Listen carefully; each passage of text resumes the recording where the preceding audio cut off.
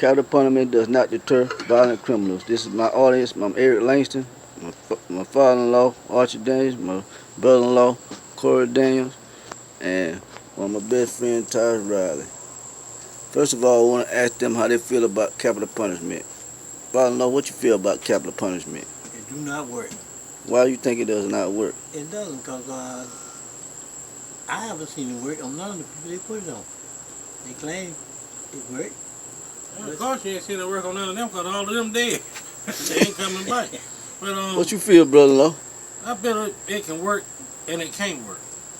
One, there's no reason to take a person's life unless you can prove, not beyond a reasonable doubt, but beyond a shadow of a doubt. This person, you got to have 100% positively proof that this person done this crime to take a person's life. What you think about DNA? If you don't have 100% DNA proof that this man has committed the crime or murder or whatever you done to take his life, you should not be even considered a capital offense on it. One, the Pitts and Lee case. 25 years later, you come back and you find out these man was done 27 years in prison on death row for a crime they never committed. It's too many cases where mainly black men, whether young or old, are sent to prison to die or not die, or for life, or whatever you want to call it. And then 20, 25 years later, you find out they ain't done it. Oh, an apology or a paycheck is not even worth 25 years of a person's life. You can't put a value on a bloodline. If you give a 18-year-old kid life in prison or the death penalty, and that's his father's only child, you have not just killed that one child, you killed off his father's whole name. You can't put a price on that. Mm-hmm. So therefore, if you're going to have capital punishment, one, you need to make sure that the person is 100% guilty. Two, you need to find a cheaper way to do it. Electrocution is just absolutely costing too much. Bullets don't cost that much, and rope don't either. That's just my opinion on it. Mr. Riley, what you think about capital punishment? I don't think you should be able to take a life if you're not able to give a life. And that's my take on it. You got to be, it's not above reasonable doubt. You need to be 100% sure before you take a life. Okay. Be able to give a life. And I'm not like Corey, you know, we need not only, the capital punishment, we ought to be able to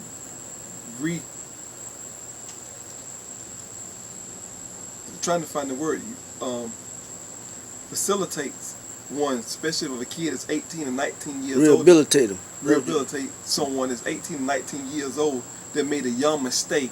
He should not, the rest of his entire life, over a simple mistake or something that happened. But what if he took somebody's life though? If he took the life, like I said in the beginning, he would be able to, repay a life. And we also have to get to the bottom of why he took the life. Well, you think that he should be given a death penalty because he took a life at a young age, or given a chance to rehabilitate himself and get into some program that'll help him improve himself as he gets older? Yes, I'm 100% with that. If he's 18 and he took a life, he should be rehabilitated. But it's also had to be some guidelines set in place while you're rehabilitating him. He need to see, counsel, psychiatric, and he also be, if he's afforded opportunity for parole, he needs to be rehabilitated and set aside to where he can go and be a productive citizen in society again. Okay, so I'm gonna ask my brother-in-law something. If a 18-year-old committed a crime, what do you think? What kind of opportunity do you think he should have to rehabilitate himself, and then what if he does something again and gets incarcerated? Do you think that they should go back to the first sentence, or just give him life imprisonment, or what do you think about that? If he committed a crime at the age of 18, if you give him a chance to rehabilitate himself, over a matter of years, if he grow up, he won't commit a second crime and come back. But in the event that does happen, it depends on what way that second crime happened. Was he coached into that second crime by trying to defend himself, or was he just out there robbing and taking someone's goods stuff up on his own will? You have to look at that from it's a double-sided coin on that. There's a lot of young men that's in prison now for simply defending themselves because of the way the law is written. Yeah, you aggravated battery.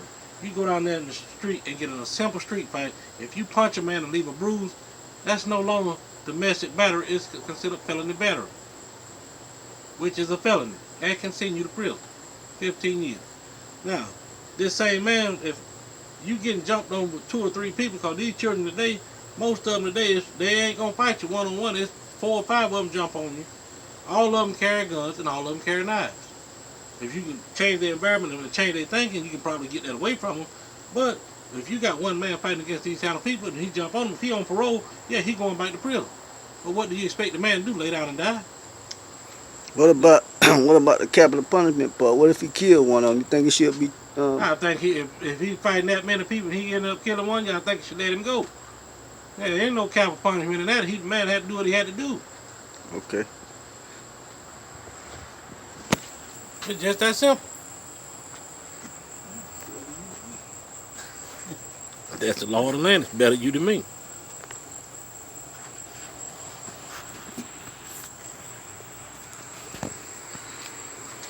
Now, Mr. Drew, I'm going to tell you how I feel about capital punishment. I believe that criminals are going to commit crimes regardless of what the outcome may be. Deterrence comes from the different things of knowledge, such as the environment, opportunity, and the lack of the respect for the laws that govern society. Capital punishment is supposed to be a way of making criminals think about the consequences before they commit the crime. Violent crimes are capital offenses. But this is not the case. Violent criminals are going to commit those crimes and they don't think about capital punishment being a deterrence. Capital punishment is not a deterrence. A deterrence is something that you try to create before the thing happens. They don't think about capital punishment, but the environment, opportunity, and the lack of respect for the law. If we change those ways of thinking, that can be a deterrence. First of all, let's start with the environment that the criminal lives in. Some live without a father or a mother. One parent compared to 2 is a seesaw effort. You understand that when you have 2 parents, you have one that could be a disciplinary, a father, which kids look up to more than for as their mother being disciplinary, and a mother that's the kids think as loving and doing motherly things. So just let's think. Living without a father, one parent compared to 2. One parent leads to hardship, which leads to criminal behavior. One parent leads to boys and girls with little supervision. They are suitable to commit a crime. More suitable to commit a crime. Not knowing where your kids are, one single parent. Who they hang around, one single parent. When they're working, you don't know these things.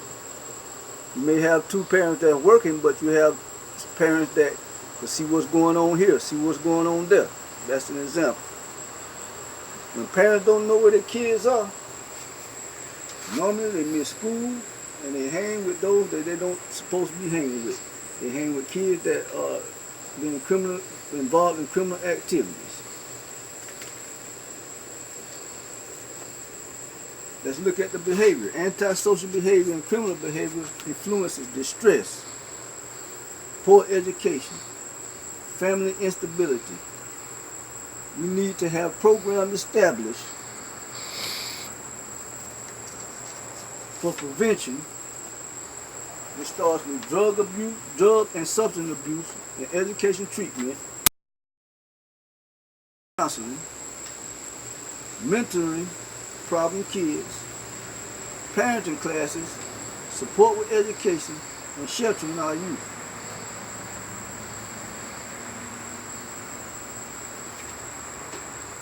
That's where deterrence starts, not capital punishment. These programs can help create young, enthused kids and parents. They make them become more productive citizens in our society, not wanting to live the way that they live, in poverty, with single parents, and in a violent environment will deter them. Next, let's talk about opportunity. Capital punishment does not deter violent criminals.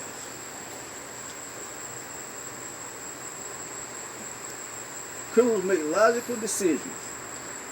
When they choose their targets, easy effort equals great reward. That means if I see something right here that I can get easy, and I can get a good reward, get something good from it, and I got a criminal mind, I'm going to take it. That's why we need to change the mind frame. Program, back to programs, parenting programs, education, teaching kids what they need to know. All it takes is one criminal to be enthused enough to commit a crime and position that they're in and the situation they're in, and the criminal will go for it. And that's all it takes for a crime to occur. All criminals, all crimes have an opportunity. All crimes need to have opportunity for it to occur.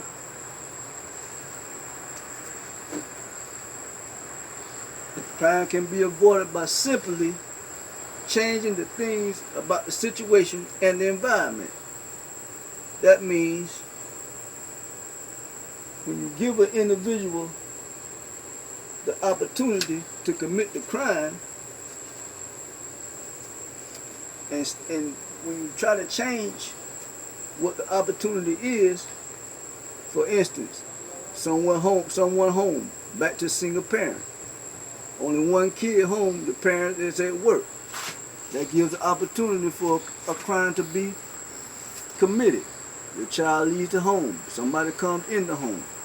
That's opportunity. Deterrence is when we have everybody in the community working together in the same effort to try to stop crime for occurring, with the different programs and things that are involved before a kid gets to an age where they try to think for themselves. Just simple things like that can change the environment. It can be of great significance. Crime can't happen without inspiration. People with physical obstacles present can thwart a crime. Physical means things that they see there that can stop them from having an opportunity to commit a crime. Deterring a potential offender before the opportunity becomes available. This is deterrence. This is how it should work. By stopping an offender before they commit a crime. Let's not forget about the high cost that capital punishment costs us. It costs 2 times as much to execute an offender than to hold them in prison with life without parole. That doesn't make much sense. Let's think about it. Capital punishment should be abolished. Let's think about, I'm going to talk about the state that I live in, the state of Florida. The state of Florida spent $24 million to administer the death penalty for each offender. This cost the taxpayers $51 million annually. $51 million. Think about that. What can we do with that type of money that taxpayers pay? More programs for kids. More programs for parents. Helping them out in certain situations. After school program, that works great. Getting kids involved in sports. Getting them involved in the church and activity that goes around in the community. That's what we need to focus on, not capital punishment. And let's think about morality, our morality check. This argument has been going on for years and years, whether capital punishment is morally correct and how it affects criminal behavior. Those who support capital punishment conclude that those who engage in homicides deserve capital punishment. The offender has taken a life, so therefore they must relinquish their life. Also, they believe capital punishment is an honorable way to die. I don't understand what that means at all. Honorable way? I don't think dying, unless you die taking a bullet for your wife or your kids or jumping in front of a car for an old lady, that's the honorable way to die, not capital punishment.